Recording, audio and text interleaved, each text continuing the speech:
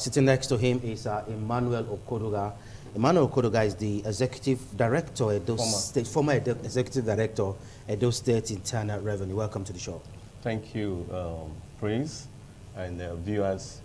Merry Xmas in advance. And of course, from my extreme left is a gentleman. He's been joining us via Zoom all the way from Lagos, Nigeria. But this morning, we are privileged to have him live in the studio with us in Benin City, ITV. He's in person of Austin Adigwe.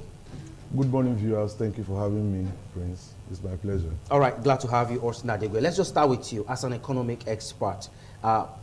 Despite all the measures put in place by the government to ensure that inflation is being controlled, yet there's serious hike in goods and services in the country.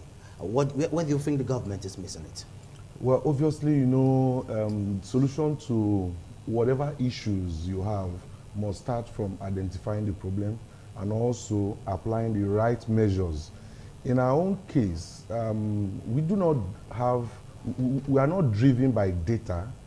So even the figures that MBS is throwing up, you know, at times can be a bit misleading, and I will explain if there is time. Please, go ahead. And then again, you find the regulatory body, okay, using the wrong prescription for the inflationary pressure in the country, because what we are actually facing is cost push inflation, not demand push inflation.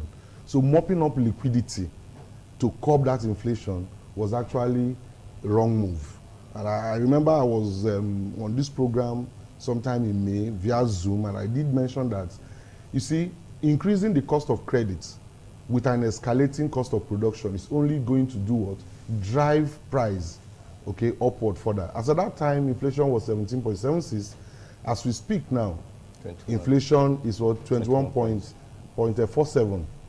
Okay, and that's the figure they give. I have very big problem with those figures, because if you look at food inflation, that is put at 24.47 or thereabouts, okay, that's food inflation. Comparing food inflation in November 2022 to 2021 gives you just an increase of 6.07%, which for me is misleading. Which food item in this country has not increased by at least minimum of 63%? Because you're aggregating. Let's take, for example, rice. Rice was sold at 30,000 naira last year. By this time, it's now selling for 45%. Sorry, 50,000. 43 to 50,000. That's over 53%. This is a staple food. Look at bread. Bread that was sold for 450 is now selling for 750. That's about 66%. Now, okay, let's look at palm oil. I'm just bringing out some of the, at least staple food that we have. 25 keg of palm oil was sold for 13 to 15,000 in 2021. 2022 is selling for as high as 25,000. That's another 53% increase. So what I'm trying to say in essence is that there is no commodity in this country between 2021 and 2022 that has not gone up by at least 60%.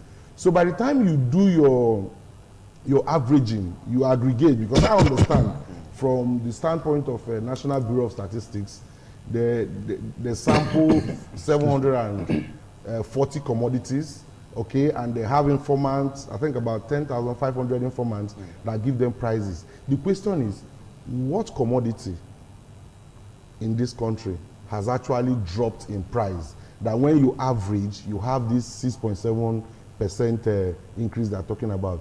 The real inflation in this country is above 50%. Let's not kid ourselves. Okay, Austin, I'll come back to you. So, Emmanuel Okodoga, how can we now start resolving this issue? All right. Daniel, I think it is imperative for us to lay foundation for this discourse, which my brother, Mr. Austin, has done. Let me just put my perspective to it. Yes, inflation in economics, will tell you, is the rise in the general level of the prices of goods and services. In other words,